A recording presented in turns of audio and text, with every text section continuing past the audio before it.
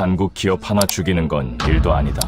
독일 정부가 작정하고 5,800만 유로 벌금 폭탄을 던지며 한국 기업의 숨통을 조여왔습니다. 현대차가 디젤 자동차 배기 시스템 조작했다. 그리고 기대했죠. 아시아 촌놈들이 알아서 기겠지. 하지만 현대차는 그 돈을 팁처럼 던져주고 조용히 기다렸습니다. 그리고 정확히 6개월 후 독일 자동차 산업의 심장부 미넨이 초토화되었습니다. 자존심 센 독일 기업들이 줄줄이 기술 제휴를 구걸하며 무릎 꿇었기 때문입니다. 모두가 통쾌한 복수를 예상했던 그 순간 현대차는 배신한 독일에 공장을 짓겠다고 선언했습니다. 우리는 도덕성에서도 실력 면에서도 완벽하게 졌다. 적을 압도하고 품격으로 지배한 전율의 현장을 공개합니다. 이건 명백한 강도질이었습니다.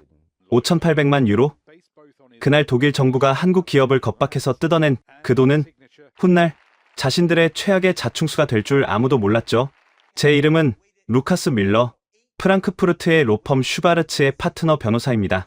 제 입으로 말하긴 뭐하지만 전형적인 독일 엘리트 코스를 밟았죠. 법과 원칙, 그리고 논리. 제가 믿는 것은 이 세 가지뿐입니다. 기업 자문을 맡으면서 수많은 더러운 꼴을 봐왔지만 저는 늘 감정을 배제하고 팩트만으로 승부했습니다. 솔직히 말씀드리죠. 제가 처음 현대차 유럽 법인의 법률 자문을 맡았을 때 저 역시 편견이 없었다면 거짓말일 겁니다. 벤츠와 BMW가 지배하는 이 땅에서 아시아에서 온 이 기업은 그저 가성비 좋은 차를 만드는 도전자 정도로만 보였으니까요. 한국에서 온 류진욱 법인장의 그 지나칠 정도로 정중한 태도도 가끔은 답답하게 느껴지기도 했습니다. 하지만 그날 새벽 제 모든 상식과 믿음이 산산조각 났습니다. 새벽 4시였습니다. 류진욱 법인장의 다급한 전화를 받고 프랑크푸르트 외곽의 현대차 사옥으로 차를 몰았습니다. 도착했을 때의 광경은 이건 법치 국가 독일에서 일어날 수 없는 일이었습니다. 마치 전시 상황 같았습니다. 무장 경찰이 정문을 통제하고 있었고 로비는 아수라장이었습니다. 독일 환경부 직원들이 마치 점령군처럼 서류를 뒤지고 있었고 공포에 질린 직원들은 구석에 몰려 있었습니다. 그리고 그 한가운데 클라우스 베버 환경부 차관이 팔짱을 낀 채 서 있었습니다. 차기 장관을 노리는 야심가이자 공공연하게 비유럽 기업을 배척하는 국수주의자. 제가 가장 경멸하는 부류의 인간이었죠. 저는 류진욱 법인장 곁으로 다가갔습니다. 평소 냉철하던 그의 얼굴도 하얗게 질려 있었습니다. 밀러 변호사님, 이게 무슨... 법인장님, 침착하십시오. 영장은 확인하셨습니까? 제가 베버에게 다가가 항의하려던 찰나 베버가 먼저 서류 뭉치를 제 가슴팍에 툭 던졌습니다. 아, 루카스, 자네가 이 한국 친구들 변호사였나? 수임료는 꽤 짭짤하겠어? 비아냥거리는 말투. 저는 끓어오르는 화를 누르고 서류를 펼쳤습니다. 행정처분 사전 통지서. 내용은 배출가스 데이터, 조작 혐의 및 미세 플라스틱 배출 기준 위반. 과징금은 5,800만 유로, 한화로 약 850억 원이었습니다. 숨이 턱 막혔습니다. 5,800만 유로. 현대차 유럽법인 한 해 영업이익의 30%가 넘는 금액이었습니다. 하지만 더 충격적인 건 사유였습니다. 미세 플라스틱 배출 기준 위반. 이게 무슨 소리입니까? 차관님? 현대차의 배터리 냉각 시스템은 이미 3년 전에 독일 기술 검사 협회 튀프의 최고 등급 인증을 받았습니다. 그런데 이제 와서 위반이라뇨? 근거 데이터는 어디 있습니까? 제 항의에 베버는 코웃음을 쳤습니다. 근거? 루카스, 자네 아직도 순진하군. 우리 환경부가 곧 근거야. 아시아 놈들이 싼 부품 써서 우리 독일의 공기를 더럽히는 거 업계에 공공연한 비밀 아닌가? 억울하면 소송 걸라고 해. 대법원까지 한 5년 걸리려나? 그동안 판매 정지 처분은 계속될 테지만 소름이 끼쳤습니다. 이건 법 집행이 아니었습니다. 정치적 사냥이었습니다. 선거를 앞두고 지지율이 떨어진 집권당이 만만한 외국 기업 하나를 골라 독일의 자존심을 지킨다는 명분으로 벌이는 추악한 쇼였습니다. 제가 그토록 자랑스러워했던 독일의 법과 원칙이 권력 앞에서 얼마나 무기력하게 무너지는지 똑똑히 목격하는 순간이었습니다. 저는 류진욱 법인장을 돌아봤습니다. 이 부당함에 맞서 싸워야 한다고? 당장 가처분 신청을 내고 언론에 폭로해야 한다고 말하려 했습니다. 한국인들의 그 불같은 성미라면 당장이라도 책상을 엎었을 거라 생각했죠. 그런데 류 법인장의 반응은 제 예상을 완전히 빗나갔습니다. 그는 천천히 안경을 고쳐 쓰더니 로비 구석의 기둥 쪽을 잠시 응시했습니다. 그곳엔 어둠 속에 파묻힌 채 이 상황을 즐기는 듯한 검은 양복의 동양인 남자가 서 있었습니다. 시선을 거둔 류 법인장이 베버 차관을 똑바로 쳐다보며 말했습니다. 목소리는 놀라울 정도로 차분했습니다. 알겠습니다. 네, 뭐라고 하셨습니까? 제가 잘못 들은 줄 알고 되물었습니다. 베버 차관 역시 당황한 기색이 역력했습니다. 5,800만 유로 내겠습니다. 오늘 중으로 전액 입금될 겁니다. 로비에 정적이 흘렀습니다.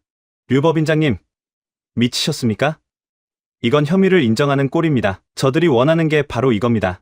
현대차가 굴복했다는 그림이요.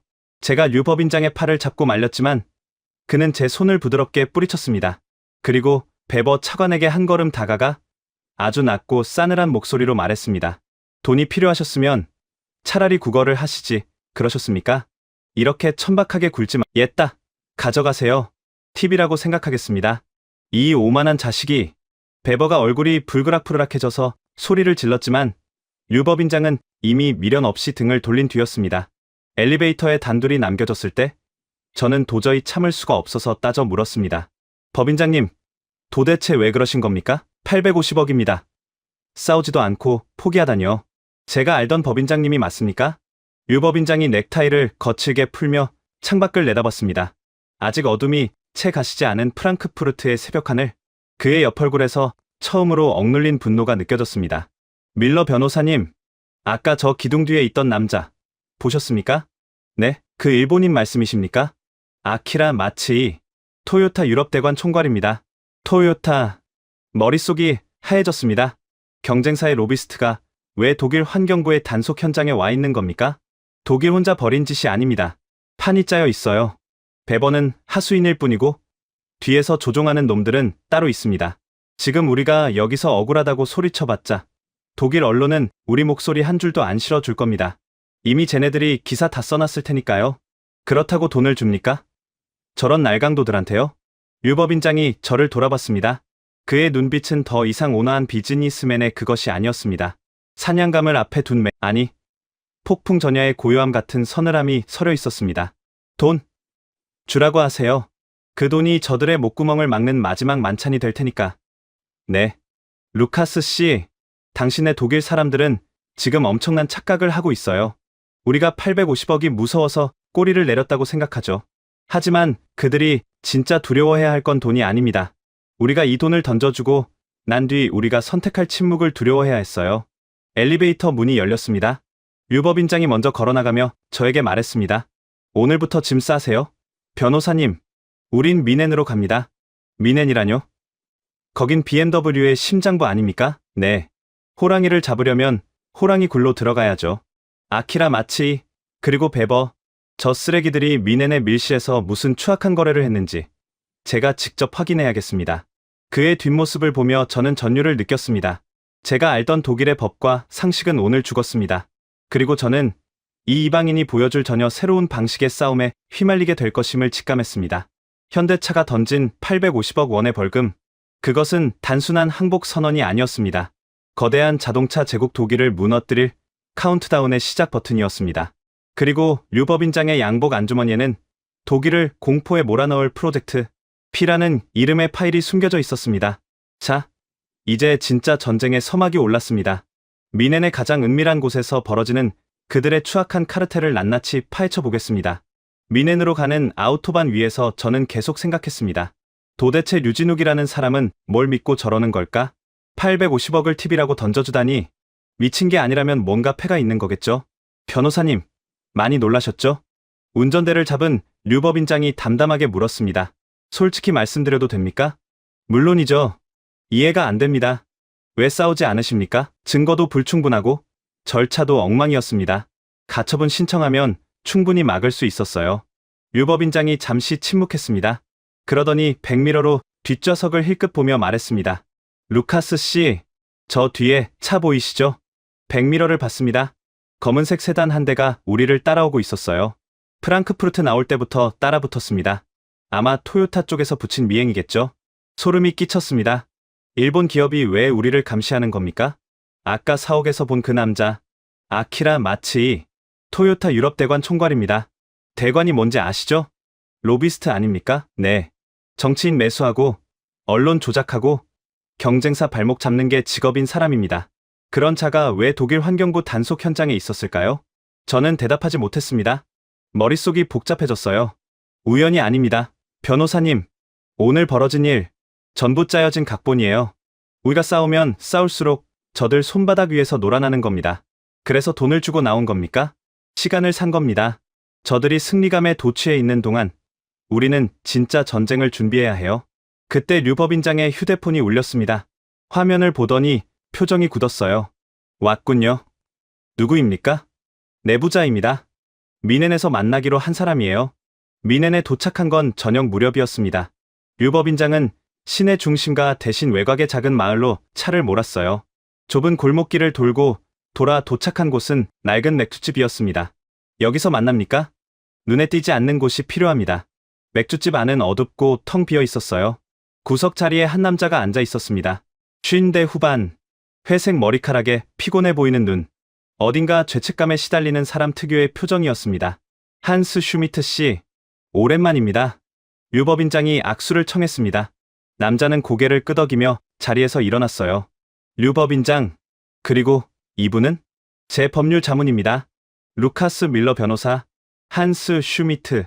그 이름을 듣는 순간 저는 기억이 났습니다. 독일 자동차협회 전무이사. 몇 년 전 갑자기 사임하고 사라진 사람이었어요. 왜 절 부르셨습니까, 법인장? 오늘 있었던 일 아시죠? 한스가 고개를 끄덕였습니다. 뉴스에서 봤습니다. 850억 벌금. 현대차가 굴복했다던데. 굴복이 아닙니다. 시간을 벌었을 뿐이에요. 슈미트 씨, 당신이 알고 있는 걸 말해주셔야 합니다. 그날 밤 미넨에서 무슨 일이 있었는지. 한스의 얼굴이 창백해졌습니다. 손이 떨리고 있었어요. 그걸 어떻게 아십니까? 다 압니다. 하지만 증거가 필요해요. 당신 양심에 호소하는 겁니다. 오랜 침묵이 흘렀습니다. 한스가 깊은 한숨을 내쉬었어요. 더 이상 양심을 속일 수가 없었습니다. 그가 주머니에서 USB 하나를 꺼냈습니다. 테이블 위에 툭 놓았어요. 여기 있습니다. 그날 밤 녹음 파일이에요. 제가 직접 녹음했습니다. 류법인장이 USB를 집어들었습니다. 노트북을 열고 연결했어요. 틀어보시죠. 화면에 음성 파일이 떴습니다. 재생 버튼을 누르자 잡음 섞인 대화가 흘러나왔어요. 시작하죠. 첫 번째 목소리. 일본어 억양이 섞인 영어였습니다. 현대가 유럽 전기차 1위를 찍으면 우리 모두 끝입니다. 토요타도, 폭스바겐도, BYD도요. 아키라 마츠이. 틀림없었습니다. 중국 시장에서도 현대 때문에 고전 중입니다. 두 번째 목소리. 중국어 억양이었어요. 유럽까지 빼앗기면 우리 성장 동력이 사라집니다. 우리 빅3도 마찬가지요. 세 번째 목소리. 독일어였습니다. 제가 아는 목소리였어요. 뭔가 조치가 필요합니다. 좌시할 수 없어요. 방법이 있습니다. 다시 아키라의 목소리. 독일 정부를 움직이면 됩니다. 환경 규제를 핑계로 현대차를 묶어놓는 거예요. 벌금을 때리고 판매를 정지시키고 언론을 돌리면 됩니다. 자금은 제가 되겠습니다.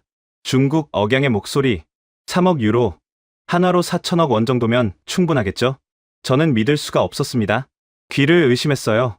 이건 담합입니다. 제가 말했습니다. 목소리가 떨렸어요. 국제적 범죄예요. 외국 기업을 조직적으로 축출하려는 음모입니다. 류법인장이 고개를 끄덕였습니다. 알고 있었습니다. 작년부터 조짐이 있었어요. 갑자기 늘어나는 악성 리뷰. 딜러들에 대한 압박, 정치인들의 태도 변화. 뭔가 큰 그림이 있다고 직감했죠. 그래서 850억을 순순히 낸 겁니까? 네. 싸우면 저들 덫에 걸리는 겁니다. 소송하면 5년 걸려요. 그동안 언론은 우리를 범죄자로 몰 거고 판매는 계속 막힐 겁니다. 차라리 돈을 주고 시간을 버는 게 나았어요. 한스 슈미트가 말했습니다. 저도 처음엔 몰랐습니다. 그냥 정당한 비즈니스 회의인 줄 알았어요. 하지만 대화가 진행될수록 이건 아니다 싶었습니다. 왜 지금 털어놓으시는 겁니까? 제가 물었습니다. 아이들 때문입니다. 한스가 고개를 숙였어요. 제 손자가 올해 5살입니다. 그 애가 크면 할아버지가 뭘 했는지 알게 되겠죠? 저는 부끄럽지 않은 할아버지가 되고 싶습니다. 그의 눈가가 붉어졌습니다. 저도 모르게 숙연해졌어요. 류법인장이 USB를 주머니에 넣으며 말했습니다. 슈미트 씨, 용기에 감사드립니다. 이 증거는 반드시 제대로 쓰겠습니다. 조심하세요, 법인장. 저들은 상상 이상으로 조직적입니다. 5단계 작전이 있어요. 5단계요? 네. 현대차를 유럽에서 완전히 몰아내기 위한 선멸 작전입니다. 벌금은 그 시작일 뿐이에요. 류법인장의 표정이 굳었습니다. 자세히 말씀해 주시죠. 한스가 테이블 위에 냅킨을 펼쳤습니다. 펜을 꺼내 5개의 단계를 적기 시작했어요. 1단계는 여론전입니다. 일본이 담당해요. SNS에 악성 리뷰를 조직적으로 뿌리고 가짜 전문가 인터뷰를 유포합니다. 한국 기술은 일본 것을 베꼈다는 흑색 선전도 함께요. 저는 경악했습니다. 이 정도로 치밀할 줄은 몰랐어요. 2단계는 규제전. 독일이 맞습니다. 환경부를 통해 법적 공격을 하는 거죠. 오늘 터진 벌금이 바로 이겁니다. 3단계는요? 유통망 와해. 공동 작전입니다. 현대차 딜러들에게 압박을 가해요. 현대 취급하면 거래 끊겠다고 협박하는 거죠. 냅킨 위에 적힌 글씨를 보며 저는 분노가 치밀었습니다. 4단계는 인재 빼가기. 중국이 담당합니다. 현대차 핵심 엔지니어들을 고액 연봉으로 스카우트해서 기술을 빼내는 거예요. 마지막 5단계는요? 본사 압박입니다. 모든 공격이 효과를 발휘하면 현대 본사에 최후 통첩을 보내는 거예요. 유럽 시장 포기하면 벌금 취소해주겠다고. 저는 할 말을 잃었습니다. 이건 비즈니스 경쟁이 아니었어요. 전쟁이었습니다. 류법인장이 자리에서 일어났습니다. 슈미트 씨, 당신이 준 정보는 절대 헛되지 않을 겁니다. 어떻게 하실 겁니까? 저들이 5단계 작전을 준비했다면 우리는 3단계로 끝내겠습니다. 3단계요? 류법인장이 양복 안주머니에서 다른 USB 하나를 꺼냈습니다. 거기엔 프로젝트 P라고 적혀 있었어요. 페이션스, 퍼포먼스, 퍼니시먼트, 인내, 실력, 응징. 이게 우리 전략입니다. 한스가 고개를 갸웃했습니다. 인내와 실력은 알겠는데 응징이요? 류법인장의 눈빛이 서늘하게 빛났습니다. 네. 때가 되면 아시게 될 겁니다. 맥주집을 나오는데 밤 공기가 차가웠습니다. 저는 여전히 충격에서 헤어나지 못하고 있었어요. 법인장님, 네. 저는 독일인입니다. 제 나라가 이런 더러운 짓을 하고 있었다니 부끄럽습니다. 류법인장이 저를 돌아봤습니다. 그의 표정은 의외로 담담했어요. 루카스 씨, 모든 독일인이 그런 건 아닙니다. 한스 슈미트처럼 양심적인 분도 계시잖아요. 하지만 중요한 건 지금부터입니다. 당신은 어느 쪽에 서실 겁니까? 저는 잠시 생각했습니다. 그리고 대답했어요. 진실 쪽에 서겠습니다. 그게 어느 나라 편이든 상관없이요. 류법인장이 처음으로 미소를 지었습니다. 고맙습니다. 변호사님, 그 말 믿겠습니다. 차에 오르려는데 류법인장이 덧붙였습니다. 참, 루카스 씨, 3단계 작전 있잖아요. 유통망 와해. 이게 지금 진행 중입니다. 네. 우리 딜러들이 하나둘 무너지고 있어요. 내일 한 분을 만나러 갑니다. 프리츠 브란트라고 30년 경력 딜러인데 지금 파산 직전이에요. 어디로 갑니까? 슈투트가르트요. 거기서 카르텔의 민낯을 직접 보시게 될 겁니다. 차 문을 닫으며 저는 생각했습니다. 카르텔의 전모가 이제야 드러나기 시작했다고. 하지만 진짜 충격은 아직 남아 있었습니다. 슈투트가르트로 향하는 길, 창밖으로 펼쳐진 독일의 전원 풍경이 아름다웠지만 제 마음은 무거웠습니다. 어젯밤들은 녹음 파일이 계속 귓가에 맴돌았어요. 3억 유로, 4천억 원. 그 돈으로 한국 기업 하나를 죽이려 한 겁니다. 제 조국 독일이 일본, 중국과 손잡고요.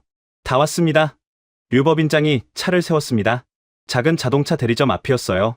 간판에 현대 로고가 붙어 있었지만 쇼룸은 텅 비어 있었습니다. 여기가 프리츠 브란트 씨 딜러십입니까? 네. 30년 전 처음 현대차를 독일에 들여온 분이에요. 우리한테는 은인 같은 분이죠. 안으로 들어가자 50대 후반의 남자가 의자에 앉아 있었습니다. 수척한 얼굴에 눈밑이 검게 내려앉아 있었어요. 한때 성공한 사업가였을 그가 지금은 폐인처럼 보였습니다. 브란트 씨, 류법인장이 다가가 손을 잡았습니다. 법인장님 오셨군요. 상황이 어떻습니까? 프리츠 브란트가 고개를 저었습니다. 끝났습니다. 다 끝났어요. 그가 책상 위에 서류 더미를 가리켰습니다. 은행 대출 거절 통보, 보험 계약 해지 통보, 부품사 거래 중단 통보, 지난 한 달간 들어온 것들입니다. 저는 서류를 집어들었습니다. 눈을 의심했어요. 이건 아무 이유도 없잖아요. 그냥 거래를 끊겠다고만 적혀 있는데요. 이유가 필요 없습니다. 변호사님, 프리츠가 쓴웃음을 지었어요. 저도 처음엔 몰랐어요. 그냥 불운이라고 생각했죠. 하지만 한두 군데가 아니더라고요. 모든 거래처가 동시에 등을 돌렸습니다. 그가 휴대폰을 꺼내 문자 하나를 보여줬습니다. 이걸 보세요. 익명으로 온 겁니다. 문자 내용을 읽는 순간 저는 분노가 치밀었습니다. 현대차를 계속 취급하면 당신 사업은 끝입니다. 현명한 선택을 하세요. 협박이잖아요. 네. 하지만 누군지 모르니까 신고도 못합니다. 프리츠가 자리에서 일어났습니다. 쇼룸 한쪽으로 걸어가며 말했어요. 30년 전 저는 모두가 미쳤다고 했을 때 현대차를 선택했습니다. 한국, 그 작은 나라가 차를 만든다고? 다들 비웃었죠. 그가 벽에 걸린 사진을 가리켰습니다. 젊은 시절에 그가 첫 번째 현대차 앞에서 웃고 있는 사진이었어요. 하지만 저는 믿었습니다. 이 차에서 뭔가 다른 걸 느꼈거든요. 정성이랄까, 혼이랄까, 싸구려 차가 아니었어요. 그래서 30년을 버틴 겁니까? 네. 그리고 증명됐죠. 현대차는 이제 유럽에서 가장 잘 팔리는 브랜드가 됐습니다. 제 선택이 옳았던 거예요. 그의 눈가가 붉어졌습니다. 근데 지금 그 모든 게 무너지고 있어요. 30년을 쌓아온 게 한 달 만에 무너졌습니다. 류법인장이 프리츠의 어깨에 손을 얹었습니다. 브란트 씨, 포기하지 마세요. 우리가 반드시 해결하겠습니다. 어떻게요? 저들은 너무 강해요. 독일 정부까지 끌어들였잖아요. 방법이 있습니다. 류법인장이 단호하게 말했어요. 믿어주세요. 6달만 버텨주시면 됩니다. 6달이요? 네. 그때쯤이면 상황이 완전히 바뀔 겁니다. 제가 약속드립니다. 프리츠가 류법인장을 바라봤습니다. 오랜 침묵 끝에 그가 고개를 끄덕였어요. 알겠습니다. 법인장님을 믿겠습니다. 30년 신뢰가 있으니까요. 딜러십을 나오며 저는 류법인장에게 물었습니다. 법인장님, 6달 후에 뭐가 있는 겁니까? IAA 모빌리티요. 미넨 모터쇼 말씀이십니까? 네. 세계 최대 자동차 박람회. 우리는 거기서 세상을 뒤집을 겁니다. 저는 반신반의했습니다. 모터쇼 하나로 이 거대한 카르텔을 깰 수 있을까요? 솔직히 말씀드려도 됩니까, 법인장님? 물론이죠. 희망적으로 들리지 않습니다. 저들은 정부, 금융, 언론까지 장악했어요. 모터쇼 잘한다고 해결될 문제가 아닙니다. 류법인장이 차를 세웠습니다. 저를 돌아보며 말했어요. 루카스 씨, 한국에 이런 말이 있습니다. 뭡니까? 말이 씨가 된다. 무슨 뜻이죠? 싸워봤자 진다고 생각하면 진짜 지게 됩니다. 하지만 이긴다고 믿으면 방법이 보여요. 저는 지금 그 방법을 찾았습니다. 프로젝트 P 말씀이십니까? 네. 아직 전부 말씀드리긴 어렵지만 확실한 건 하나 있어요. 뭔데요? 우리 기술은 저들이 상상도 못할 수준입니다. IAA에서 그걸 보여주면 모든 게 바뀔 겁니다. 저는 여전히 의심스러웠지만 그의 눈빛에서 확신을 받습니다. 어쩌면 이 사람은 정말로 뭔가를 알고 있는 건지도 몰랐어요. 그때 제 휴대폰이 울렸습니다. 모르는 번호였어요. 누구시죠? 루카스 밀러 변호사? 낯선 여자 목소리였습니다. 네. 그렇습니다만 슈피겔 기자 아나 콜입니다. 현대차 벌금 사건 취재 중인데요. 인터뷰 가능하십니까? 슈피겔, 독일 최대 시사 주간지였습니다. 무슨 인터뷰요? 현대차 법률 자문으로서 공식 입장을 듣고 싶습니다. 지금 여론이 아시잖아요. 한국 기업의 사기 행각이라고. 저는 류법인장을 쳐다봤습니다. 그가 고개를 가로저었어요. 죄송합니다. 지금은 인터뷰가 어렵습니다. 거절하신다고요? 침묵은 유죄를 인정하는 거나 마찬가지인데요. 우리는 말로 싸우지 않습니다. 제가 류법인장의 말을 그대로 옮겼습니다. 네, 그게 무슨? 때가 되면 보여드리겠습니다. 전화를 끊었습니다. 류법인장이 미소 지었어요. 잘하셨습니다. 정말 이래도 되는 겁니까? 언론이 우릴 죽이고 있는데 죽이게 놔두세요. 높이 올라갈수록 떨어질 때 더 아픕니다. 저들이 우리를 바닥까지 밀어붙이면 반등할 때 충격도 더 클 겁니다. 저는 고개를 저었습니다. 이해가 안 됐어요. 어떻게 이렇게 침착할 수 있는 거죠? 한 가지만 더 보여드리겠습니다. 류법인장이 노트북을 열었습니다. 화면에 SNS 분석 자료가 떴어요. 이거 보세요. 지난 석 달간 현대차 관련 악성 리뷰 데이터입니다. 그래프를 보는 순간 소름이 끼쳤습니다. 특정 시점부터 악성 댓글이 수직 상승했어요. 이게 자연 발생적으로 보입니까? 아니요. 조직적입니다. 맞아요. 그리고 이것 좀 보세요. 다른 화면을 열었습니다. 댓글 내용을 분석한 자료였어요. 이 댓글들 문장 구조가 거의 똑같습니다. 같은 템플릿으로 작성된 거예요. 보시거나 조직적으로 교육받은 알바들이 쓴 겁니다. 증거가 됩니까? 그 자체로는 약해요. 하지만 한스 슈미트가 준 녹음 파일과 합치면 충분히 강력한 무기가 됩니다. 류법인장이 노트북을 닫았습니다. 루카스 씨, 저들은 5단계 작전을 세웠지만 한 가지 계산 못한 게 있어요. 뭔데요? 우리도 준비하고 있었다는 겁니다. 아니, 우리가 더 오래 준비했어요. 얼마나요? 5년입니다. 5년이요? 네. 5년 전부터 유럽 시장을 위협할 거라는 걸 알았습니다. 그래서 미리 대비했어요. 프로젝트 P는 그때 시작된 겁니다. 저는 경악했습니다. 5년 전이면 현대차가 유럽에서 본격적으로 성장하기도 전이었어요. 어떻게 그걸 예측했습니까? 예측이 아니라 역사에서 배운 겁니다. 토요타가 80년대 미국에서 당한 거 아시죠? 자발적 수출 규제.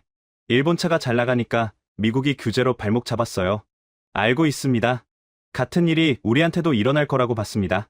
그래서 준비한 거예요. 언젠가 올 그 싸움을 위해서. 류법인장의 눈빛이 빛났습니다. 변호사님, 저들은 우리를 얕봤어요. 작은 나라 한국, 자동차 역사 겨우 60년. 뭘 알겠냐고 생각했겠죠. 하지만 그게 저들의 가장 큰 실수입니다. 무슨 말씀이시죠? 우리는 살아남기 위해 싸워온 민족이에요. 외세에 짓밟히고, 전쟁에 찢기고, 그래도 일어났습니다. 독일이건 일본이건 중국이건 우리를 무시했던 자들은 언제나 후회했어요. 그의 목소리에 힘이 들어갔습니다. 6달만 기다리세요. 제가 저들에게 한국이 뭔지 보여주겠습니다. 차가 다시 출발했습니다. 저는 창밖을 바라보며 생각했어요. 처음 이 사건을 맡았을 때 저는 그저 외국 기업의 법률 자문일 뿐이라고 생각했습니다. 하지만 지금은 다릅니다. 이건 단순한 법적 분쟁이 아니었어요. 문명의 충돌이었습니다. 유럽의 오만과 아시아의 저력, 기존 질서와 새로운 도전자. 그 싸움의 한가운데 제가 서 있었습니다. 그리고 저는 선택해야 했습니다. 제 조국 독일의 편에 설 것인가? 아니면 진실의 편에 설 것인가? 답은 이미 정해져 있었습니다. 그때 류법인장이 말했습니다. 내일 한국으로 돌아갑니다. 네, 이 상황에서요? 본사 보고가 필요해요. 그리고 정의선 회장님을 직접 뵈어야 합니다. 회장님이 직접 나서시는 겁니까? 네. 이건 법인장 선에서 처리할 일이 아닙니다. 전쟁이니까요. 그의 말이 끝나자마자 휴대폰이 울렸습니다. 화면을 보더니 표정이 굳었어요. 서울에서 온 겁니다. 통화를 마친 류법인장이 저에게 말했습니다. 회장님이 직접 독일로 오십니다. 네. IAA 모빌리티에 맞춰서요. 거기서 직접 발표하실 겁니다. 뭐려? 우리의 대답을요. 그의 눈빛이 빛났습니다. 카르텔이 5단계 작전을 썼다면 우리는 한 방으로 끝내겠습니다. 프로젝트 P의 두 번째 단계, 퍼포먼스. 그게 곧 공개됩니다. 저는 그제야 깨달았습니다. 이 사람들은 정말로 뭔가를 숨기고 있었어요. 그리고 그게 뭔지 곧 온 세상이 알게 될 거라는 것을. 그로부터 6달이 흘렀습니다. 그 사이 카르텔의 공격은 계속됐습니다.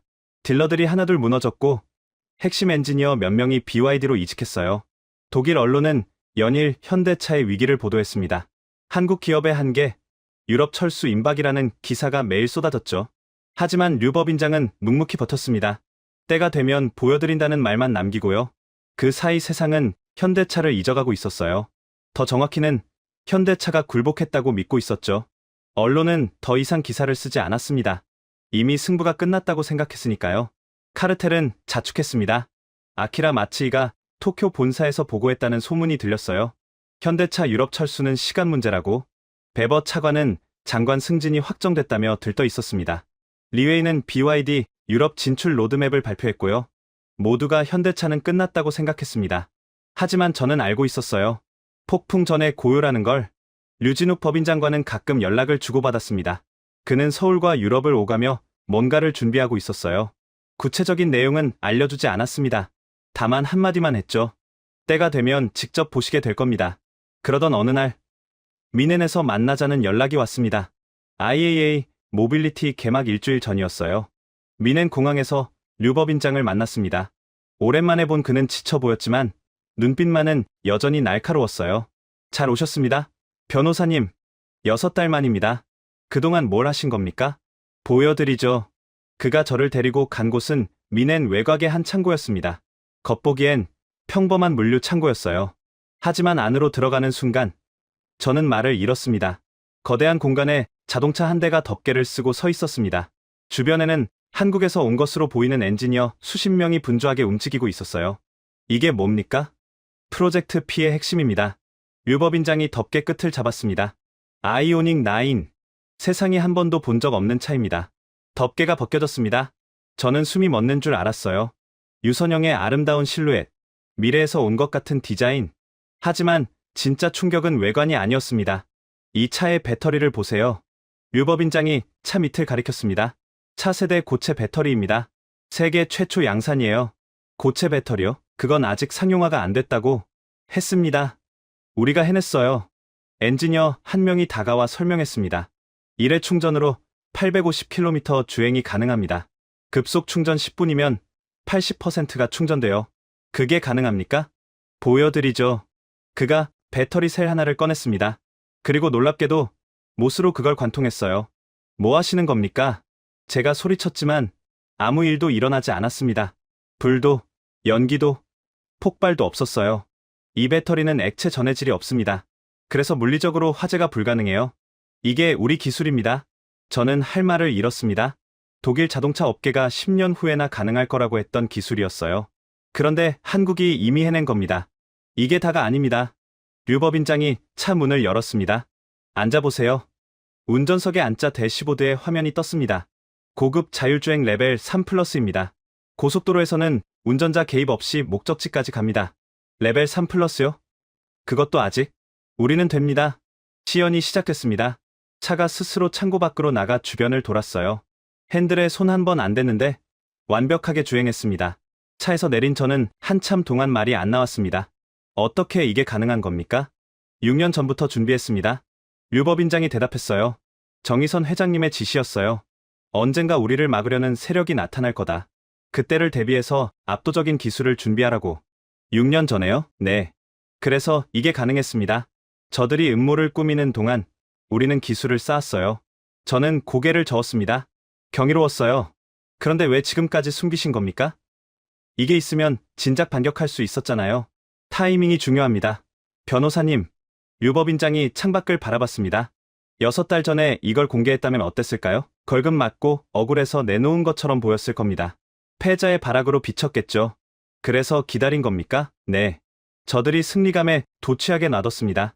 우리가 굴복했다고 믿게요. 그래야 반전이 더 강렬하니까. 그가 저를 돌아봤습니다. IAA 개막식에서 이걸 공개합니다. 전 세계 자동차 업계가 지켜보는 자리에서요. 저들의 홈그라운드에서 저들을 압도하는 겁니다. 폭스바겐, BMW, 토요타가 다 모이는 자리에서요. 네. 호랑이 굴에서 호랑이를 잡는 거죠. 저는 소름이 끼쳤습니다. 대담한 계획이었어요. 하지만 동시에 완벽했습니다. 그런데 법인장님, 기술만으로 충분합니까? 저들은 정치, 언론, 금융까지 장악했잖아요. 그래서 3단계가 있는 겁니다. 퍼니시먼트 말씀이시죠? 응징, 네. 아직 공개할 때가 아니지만 한 가지만 말씀드릴게요. 류법인장이 USB를 꺼냈습니다. 한스 슈미트가 준 녹음 파일이 들어있는 것이었어요. 이건 우리가 승리한 후에 공개합니다. 왜요? 지금 공개하면 패자의 변명이 됩니다. 하지만 승자가 된 후에 공개하면 진실이 됩니다. 여론이 완전히 뒤집혀요. 저는 감탄했습니다. 철저한 계획이었어요. 법적으로도 완벽했고 학적으로도 빈틈이 없었습니다. 법인장님, 한 가지만 물어봐도 됩니까? 뭔데요? 왜 이렇게까지 하시는 겁니까? 그냥 유럽 시장 포기하고 다른 데 집중할 수도 있잖아요. 중국이나 동남아처럼. 류법인장이 한참 동안 창밖을 바라봤습니다. 그러더니 조용히 대답했어요. 제 아버지 이야기해드릴까요? 네. 제 아버지는 현대자동차 초창기 생산직이셨습니다. 폰이라는 차 아시죠? 한국 최초의 고유 모델. 그 조립 라인에서 일하셨어요. 그러셨군요. 그때 아버지가 자주 하시던 말씀이 있어요. 언젠가 우리 차가 벤츠 옆에 서는 날이 올 거라고. 아무도 안 믿었지만 아버지는 믿으셨어요. 류법인장의 목소리가 떨렸습니다. 몇 년 전에 돌아가셨습니다. 제가 유럽 법인장 된 거 보시고요. 마지막에 이러셨어요. 이제 벤츠 옆에 설 수 있겠구나. 저는 아무 말도 못했습니다. 그래서 물러설 수 없습니다. 이건 제 싸움이 아니에요. 아버지 세대의 꿈이고 한국 자동차 산업 60년의 역사입니다. 그걸 여기서 무너뜨릴 순 없어요. 그가 저를 똑바로 쳐다봤습니다. 변호사님, 일주일 후에 모든 게 결정됩니다. 거기 와주시겠습니까? IAA요? 네. 역사의 현장에 함께해 주세요. 저는 고개를 끄덕였습니다. 가겠습니다. 류법인장이 손을 내밀었습니다. 저는 그 손을 잡았어요. 고맙습니다. 진짜 싸움은 이제부터입니다. 창고를 나오며 저는 생각했습니다. 6달간의 침묵. 그건 굴복이 아니었어요. 폭풍 전의 고요였습니다. 그리고 그 폭풍이 이제 막 시작되려 하고 있었습니다. IAA 모빌리티 개막일. 미넨 전 시장은 인산인해였습니다. 전 세계에서 온 기자, 업계 관계자, 자동차 마니아들로 가득 찼어요. 폭스바겐, BMW, 메르세데스, 독일 빅3의 화려한 부스가 전 시장을 압도하고 있었습니다. 하지만 저는 다른 곳을 향했어요. 전 시장 동쪽 끝, 현대차 부스였습니다. 저게 뭡니까? 제 앞에서 한 독일 기자가 놀란 목소리로 중얼거렸어요. 현대차 부스는 역대 최대 규모였습니다. 2층 높이의 거대한 구조물이 흰 천으로 덮여 있었어요. 주변에 보안 요원들이 삼엄하게 서 있었습니다. 류진욱 법인장이 저를 맞았습니다. 오셨군요. 엄청난 규모네요. 오늘 모든 걸 보여드릴 겁니다. 그때 전 시장 반대편에서 익숙한 얼굴들이 보였습니다. 아키라 마츠이, 토요타 유럽 대관 총괄, 그 옆에 리웨이, BYD 유럽 대표, 그리고 베버 차관까지. 저들도 왔군요. 물론이죠. 우리가 뭘 준비했는지 보러 온 거예요. 정찰하러요. 류 법인장이 시계를 봤습니다. 10분 후에 시작합니다. 자리 잡으세요. 저는 기자석 앞줄에 앉았습니다. 심장이 두근거렸어요. 정각이 되자 조명이 어두워졌습니다. 전 시장 전체가 숨죽이며 현대차 부스를 주목했어요. 음악이 흘러나왔습니다. 웅장한 오케스트라 사운드. 그리고 천이 서서히 걷히기 시작했습니다. 순간 전 시장 전체가 탄성을 질렀어요. 아이오닉 9, 은빛 유선형 보디가 조명을 받아 빛나고 있었습니다. 미래에서 온 우주선 같았어요. 하지만 아름다움만이 아니었습니다. 류진욱 법인장이 무대에 올랐습니다. 여러분, 오늘 저는 자동차의 미래를 보여드리겠습니다.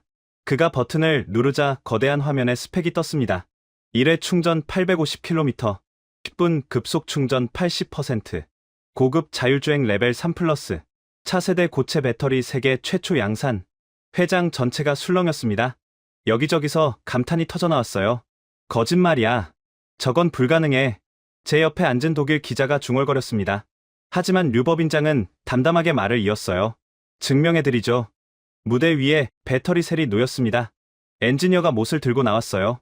저게 뭐 하는 거야? 관객들이 수군거렸습니다. 그리고 엔지니어가 배터리에 못을 박았어요.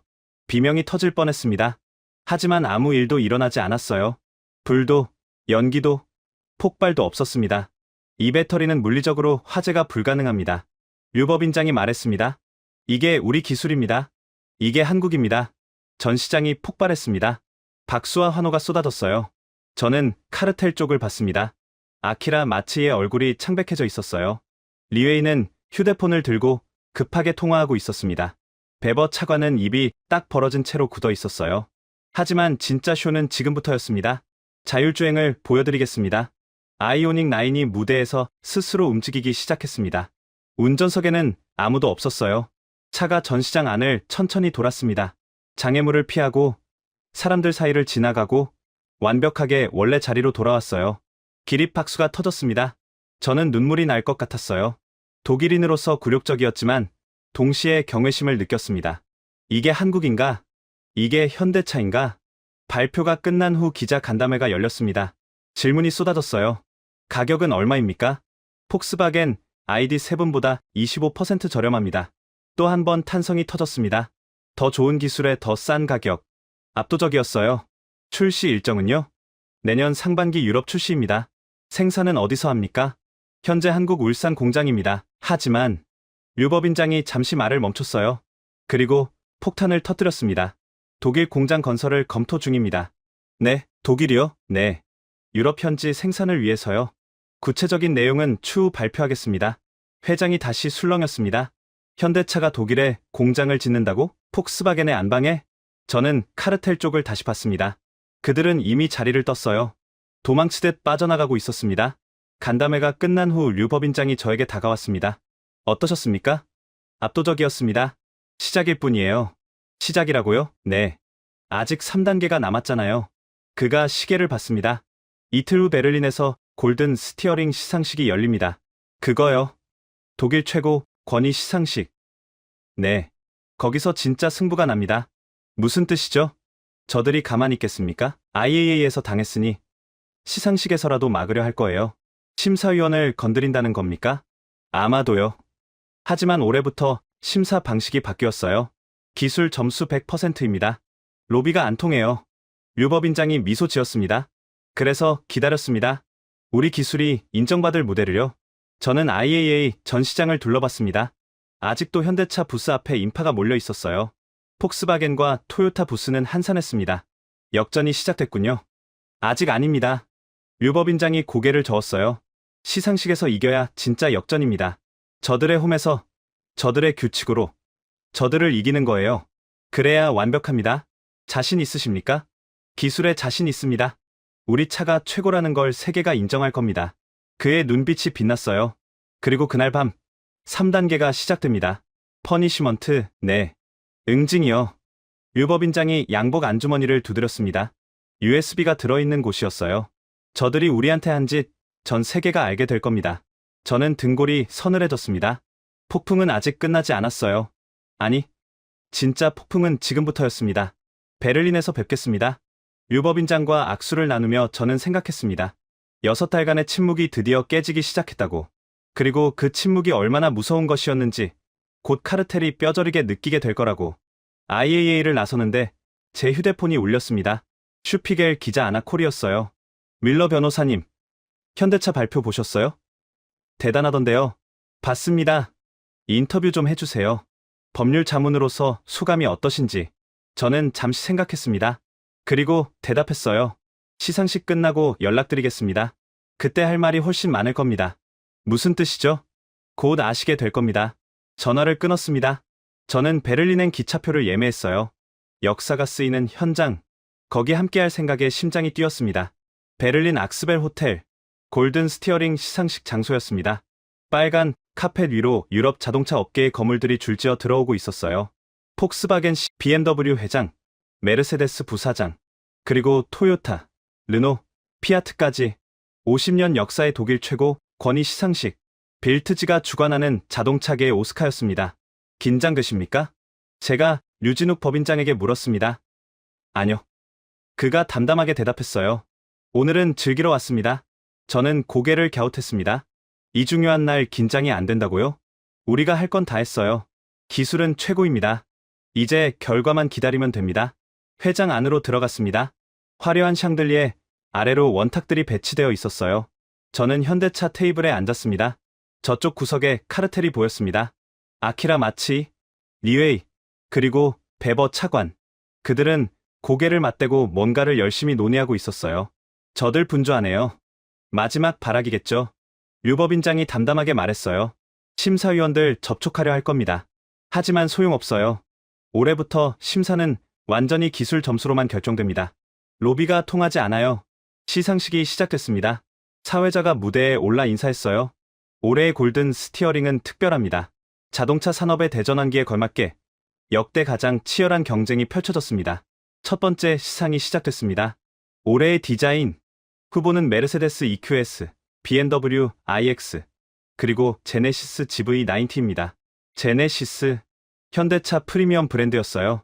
수상작은 드럼롤이 울렸습니다. 제네시스 GV90, 현대차 테이블에서 박수가 터졌습니다. 류법인장이 자리에서 일어나 무대로 향했어요. 트로피를 받아들며 그가 말했습니다. 한국 디자인의 힘을 보여드렸습니다. 감사합니다. 카르텔 쪽을 봤습니다. 아키라의 얼굴이 굳어 있었어요. 두 번째 시상, 올해의 기술혁신. 후보는 테슬라 풀셀프 드라이빙, 토요타 하이브리드 시스템, 그리고 현대 차세대 고체 배터리입니다. 저는 손에 땀이 났습니다. 수상작은 현대 차세대 고체 배터리. 다시 박수가 터졌습니다. 이번엔 회장 전체에서요.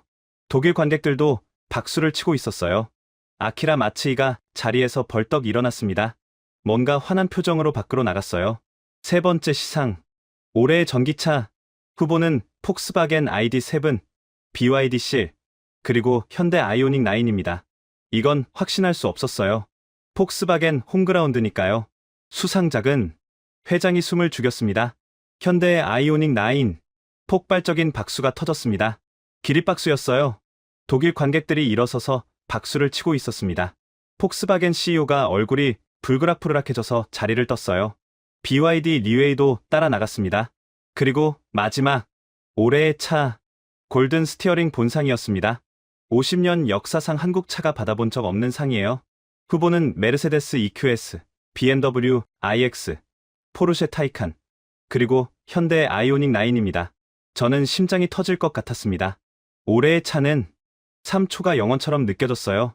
현대 아이오닉 9, 회장이 폭발했습니다. 기립박수, 환호, 휘파람 소리. 저는 눈물이 났어요. 독일인인 제가 한국 차의 승리에 눈물을 흘리다니. 류진욱 법인장이 무대에 올랐습니다. 트로피를 받아드는 그의 눈가가 붉어져 있었어요. 감사합니다. 그가 말문을 열었습니다. 6달 전, 저희는 850억 원의 벌금을 냈습니다. 회장이 조용해졌습니다. 많은 분들이 굴복이라고 하셨죠. 한국 기업의 한계라고요. 그가 잠시 말을 멈췄어요. 하지만 저희는 말로 싸우지 않습니다. 그의 목소리가 단단해졌습니다. 기술로 증명합니다. 이게 한국입니다. 회장 전체가 기립박수를 쳤습니다. 독일인들이, 일본인들이, 유럽 전체가 한국 기업에 박수를 보내고 있었어요. 저는 울었습니다. 부끄러웠고, 감동받았고, 경외심을 느꼈습니다. 시상식이 끝난 후 리셉션이 열렸습니다. 사람들이 류 법인장에게 몰려들었어요. 축하합니다. 대단했습니다. 고체 배터리 기술, 정말 혁명적이에요. 독일에 공장 짓는다면서요? 기대됩니다. 저는 한쪽에서 그 광경을 지켜봤습니다. 그때 누군가 제 어깨를 톡 쳤어요. 밀러 변호사님, 돌아보니 류 법인장이었습니다. 지금 잠깐 나오실 수 있습니까? 무슨 일이십니까? 3단계 시작합니다. 저는 심장이 쿵 내려앉았습니다. 그를 따라 호텔 별관으로 갔어요. 작은 회의실에는 기자 수십 명이 모여 있었습니다. 독일, 영국, 프랑스, 미국, 세계 주요 언론사였어요. 무슨 일입니까? 슈피겔 기자 아나 콜이 물었습니다. 류 법인장이 단상에 섰습니다. 여러분, 오늘 저희가 사관왕을 했습니다. 박수가 터졌어요. 하지만 오늘 이 자리를 마련한 건 다른 이유입니다. 그가 노트북을 열었습니다. 6달 전, 저희는 850억 원의 벌금을 받았습니다. 배출가스 조작 혐의였죠. 저희는 순순히 냈습니다. 기자들이 펜을 들었어요. 왜 싸우지 않았느냐? 많이들 물으셨죠. 이제 그 이유를 말씀드리겠습니다. 그가 재생 버튼을 눌렀습니다. 녹음 파일이 흘러나왔어요. 현대가 유럽 전기차 1위를 찍으면 우리 모두 끝입니다. 회의실이 술렁였습니다. 이건 뭡니까? 독일, 일본, 중국 자동차 업계 관계자들의 비밀 해동 녹음입니다. 류 법인장이 대답했어요. 3국이 연합해서 저희를 유럽에서 몰아내려 했습니다. 벌금은 그 시작이었어요. 기자들이 웅성거렸습니다. 녹음 파일이 계속 자금은 제가 되겠습니다. 3억 유로면 충분하겠죠? 독일 정부를 움직이면 됩니다. 환경 규제를 핑계로 회의실이 난리가 났습니다. 이게 사실입니까? 증거가 더 있습니까? 류 법인장이 화면을 바꿨습니다. 자금 흐름 추적 자료입니다. BYD에서 독일 자동차 협회로, 토요타에서 환경부 관계자들에게 돈이 흘러간 내역이 여기 있습니다. 충격의 도가니였어요. 왜 이제 공개하십니까? 아나 콜이 물었습니다. 타이밍이 중요했습니다. 류 법인장이 대답했어요. 6달 전에 공개했다면 어땠을까요? 걸금 맞고 억울해서 변명하는 것처럼 보였을 겁니다. 그래서요? 오늘 저희가 사관왕을 했습니다. 기술력으로 최고임을 증명했어요. 승자가 된 후에 진실을 공개하면 변명이 아니라 팩트가 됩니다. 저는 전율했습니다. 완벽한 타이밍이었어요. 이제 어떻게 하실 겁니까? 관련자들을 고발할 겁니다. 독일 검찰에 이미 자료를 제출했습니다. 회의실이 다시 술렁였어요. 그리고 한 가지 더 말씀드릴 게 있습니다. 류 법인장이 말했습니다. 저희는 복수하러 온 게 아닙니다. 네. 내일 공식 발표할 예정이지만 미리 알려드리죠. 저희는 독일에 공장을 짓습니다. 독일인 5,000명을 고용할 겁니다. 기자들이 경악했습니다. 그들이 당신들을 공격했는데 왜 공장을 짓습니까? 저들과 우리는 다르니까요. 류 법인장이 단호하게 말했어요. 저희는 배신당해도 실력으로 인정받으면 손 내밉니다. 이게 한국 기업입니다. 회의실이 조용해졌습니다. 기자들이 숙연한 표정으로 그를 바라봤어요. 더 질문 있으십니까? 아무도 말하지 않았습니다. 기자회견이 끝난 후 저는 류 법인장에게 다가갔습니다. 대단하셨습니다. 아직 안 끝났어요. 그가 창밖을 바라봤습니다. 내일부터 카르텔이 무너지기 시작할 겁니다. 저들의 최후를 지켜봐야죠. 저는 그의 옆에 섰습니다. 베를린의 야경이 아름다웠어요. 법인장님, 오늘 정말 역사적인 날이었습니다. 역사는 승자 같습니다. 그가 조용히 말했어요. 오늘 한국이 그 역사를 썼습니다. 다음날 아침, 세계가 뒤집혔습니다. 현대차의 폭로가 모든 뉴스의 헤드라인을 장식했어요. 슈피겔, 빌트, 디 차이트. 독일 언론들이 앞다투어 보도했습니다. 삼국 자동차 카르텔, 한국 기업 축출 음모, 독일 정부 관료, 뇌물 수수 정황, 토요타, BYD 연루 증거 공개. 제 휴대폰이 쉴 새 없이 울렸습니다. 인터뷰 요청, 논평 요청, 법적 자문 요청. 감당이 안 될 정도였어요. 오후가 되자 첫 번째 도미노가 무너졌습니다. 클라우스 베버 차관이 해임됐어요. 독일 환경부 장관이 긴급 기자회견을 열었습니다. 베버 차관의 직무를 즉각 정지합니다. 뇌물수수 및 직권남용 혐의로 검찰 수사가 시작됩니다. 기자들이 질문을 쏟아냈어요. 현대차 벌금도 부당했던 겁니까? 수사 결과를 지켜봐야 하지만 재검토가 필요해 보입니다. 베버 차관은 체포를 피해 도주했다가 스위스 국경에서 붙잡혔어요. 수갑을 찬 그의 사진이 전 세계로 퍼졌습니다. 같은 날 저녁, 토요타가 성명을 발표했습니다. 아키라 마치이는 더 이상 토요타 직원이 아닙니다. 그의 행동은 회사 방침과 무관합니다. 꼬리 자르기였어요. 하지만 소용없었습니다. 유럽연합 집행위원회가 조사에 착수했거든요. 반독점법 위반 혐의였습니다. 토요타, BYD, 독일 자동차협회에 대해 공식 조사를 개시합니다.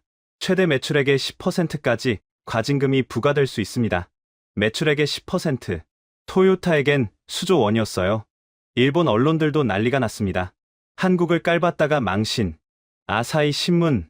토요타의 치명적 오판. 니케이. 아키라 마치이.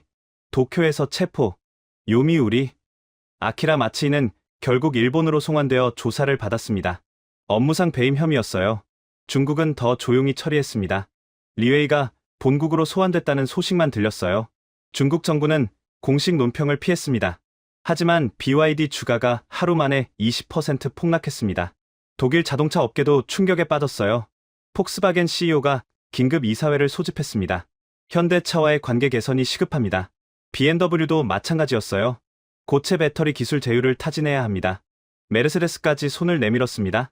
공동 연구 개발을 제안합니다. 6달 전만 해도 한국 기업을 죽이려 했던 자들이 이제는 협력을 구걸하고 있었어요. 한스 슈미트에 대해서도 소식이 들렸습니다. 내부 고발자 보호법에 따라 그의 신분이 보장됐고 현재는 자동차 윤리 컨설팅 일을 하고 있다고 했어요. 양심을 지킨 대가가 좋은 결말로 이어진 거죠. 저는 류진욱 법인장과 함께 볼프스부르크로 갔습니다. 폭스바겐 본사가 있는 곳이에요. 차창 밖으로 거대한 공장 단지가 보였습니다. 하지만 굴뚝에서 연기가 나지 않았어요. 저게 뭡니까? 폭스바겐이 감원을 발표했습니다. 3만 명이에요. 3만 명이요? 네. 전기차 전환에 실패했거든요. 현대차한테 밀리니까 더 이상 버틸 수가 없는 거예요. 공장 앞에 노동자들이 모여 있었습니다. 시위를 하고 있었어요. 그런데 그들이 든 팻말이 눈에 들어왔습니다. 돌아와 주세요. 현대. 우리가 틀렸습니다. 저는 숨이 막혔어요. 인트로에서 말씀드렸던 그 장면이었습니다. 독일 엔지니어들이 서툰 한국어로 쓴 팻말. 저게 뭡니까? 현대차 독일 공장이요. 류법인장이 대답했어요. 저 사람들이 취직하고 싶어 하는 겁니다. 폭스바겐에서 잘리니까 현대차에라도 들어가려고요. 저는 말을 잃었습니다. 불과 6달 전, 저들은 현대차를 죽이려 했어요. 한국 기업을 유럽에서 몰아내려 했죠. 그런데 지금은 무릎을 꿇고 있었습니다. 통쾌하십니까? 제가 물었습니다. 류법인장이 고개를 저었어요. 아뇨. 슬픕니다. 슬프다고요? 저 사람들은 죄가 없어요. 위에서 나쁜 짓을 했을 뿐이지. 저들은 그냥 열심히 일하던 노동자들입니다. 그가 창밖을 바라봤습니다. 그래서 우리가 공장을 짓는 거예요. 저 사람들한테 일자리를 주려고요. 배신한 나라예요? 배신한 건 정치인들이지. 저 사람들이 아니에요. 류법인장이 저를 돌아봤습니다. 루카스 씨, 한국 사람들은 한이 많아요. 억울한 일 당하면 속에서 불이 나죠. 하지만 우리는 그 한을 원한으로 갚지 않습니다. 그럼 어떻게 합니까? 성공으로 갚아요. 실력으로 인정받아서 저들이 스스로 고개 숙이게 만드는 거죠. 그게 진짜 승리입니다. 저는 그 말에 전율했습니다. 이게 한국인가? 이게 한국 기업인가? 내일 공장 기공식입니다. 류법인장이 말했어요. 거기 와주시겠습니까? 물론이죠. 감사합니다. 그리고 한 가지 부탁이 있어요. 뭔데요? 기공식에서 연설 좀 해주세요. 제가요? 네. 독일인으로서 한마디 해주셨으면 합니다. 저는 잠시 생각했습니다. 그리고 고개를 끄덕였어요. 알겠습니다. 무슨 말을 해야 할지 아직 몰랐습니다. 하지만 분명한 건 하나 있었어요. 진실을 말해야 한다는 것, 독일이 잘못했다는 것, 그리고 현대차가 보여준 품격을 세상에 알려야 한다는 것. 그게 제가 할 수 있는 최소한의 사과였습니다. 프리츠 브란트 딜러에게도 연락이 왔어요.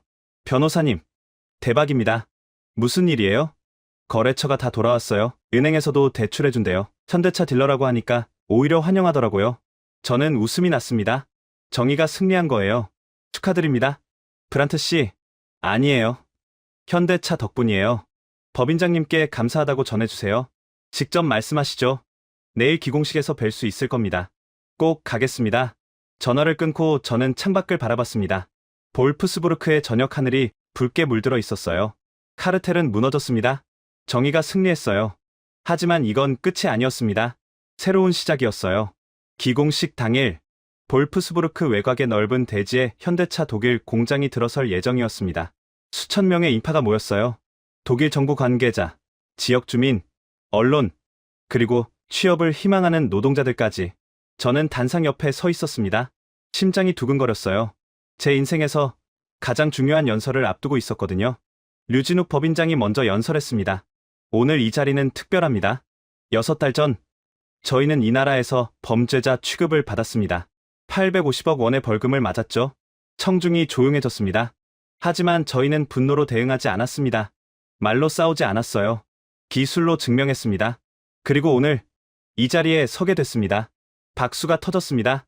저희는 이 공장에서 5천 명의 독일인을 고용할 겁니다. 연간 30만 대의 전기차를 생산할 거예요.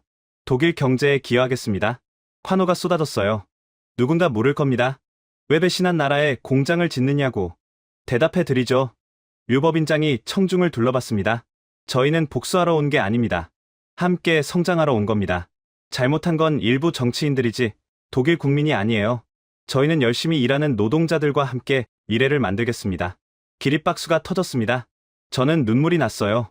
그리고 이제 한 분을 소개해드리겠습니다.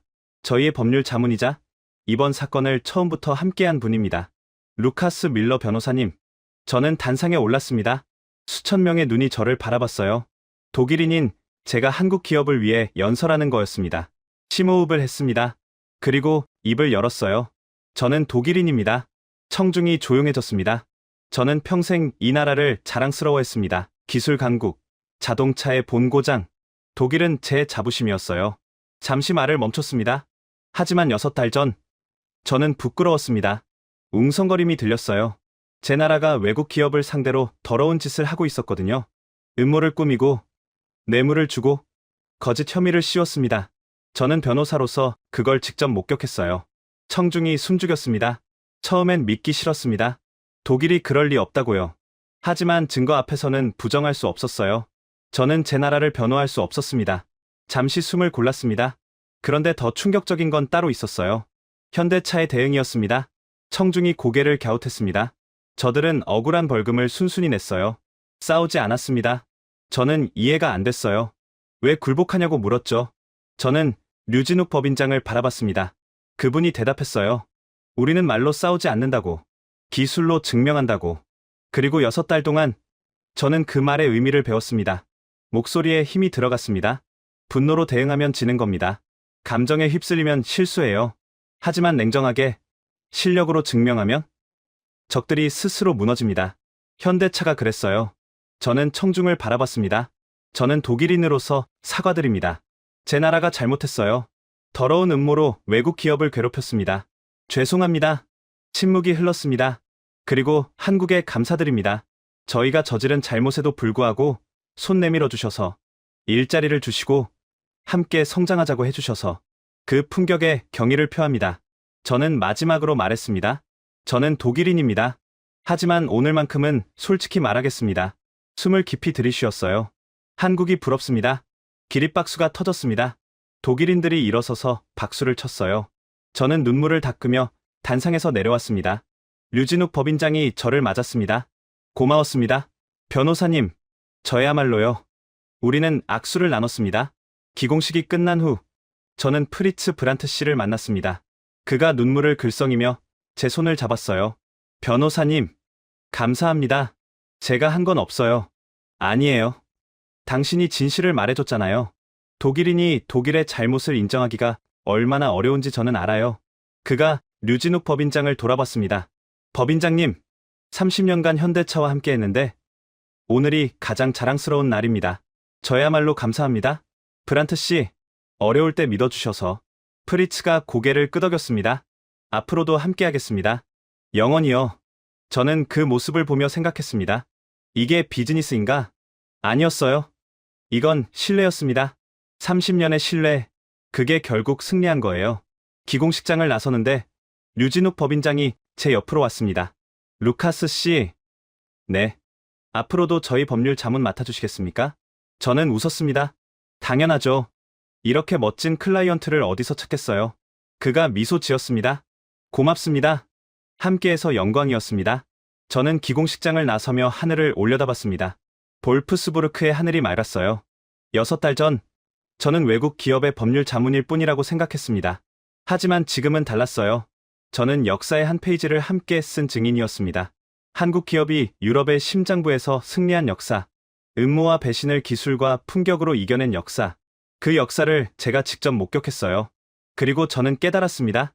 진짜 강자는 분노로 싸우지 않는다는 것, 실력으로 증명하고 품격으로 이긴다는 것. 그게 한국이었고, 그게 현대차였습니다. 저는 독일인입니다. 하지만 오늘만큼은 인정합니다. 한국은 대단한 나라예요. 지금까지 루카스 뮬러가 목격한 6개월의 전쟁이었습니다. 결과는 명확합니다. 카르텔은 산산조각 났고 현대차는 유럽 전기차 시장의 왕이 됐습니다. 콧대 높던 독일이 이제는 현대차 공장만 바라보고 있죠. 침묵은 굴복이 아니었습니다. 적을 확실히 부수기 위한 폭풍전의 고요였습니다. 말로 떠들지 않고 오직 실력으로 증명하는 것. 그게 진짜 한국의 품격입니다. 오늘 이야기가 통쾌하셨다면 댓글창에 현대차 화이팅 딱 한 문장만 남겨주세요. 여러분의 응원이 알고리즘을 타고 전 세계로 퍼집니다. 아직 구독 안 하신 분들은 지금 눌러주세요. 다음에도 가슴 뜨거운 승전보로 돌아오겠습니다. 보로 돌아오겠습니다. 보로 돌아오겠습니다. 보로 돌아오겠습니다. 보로 돌아오겠습니다.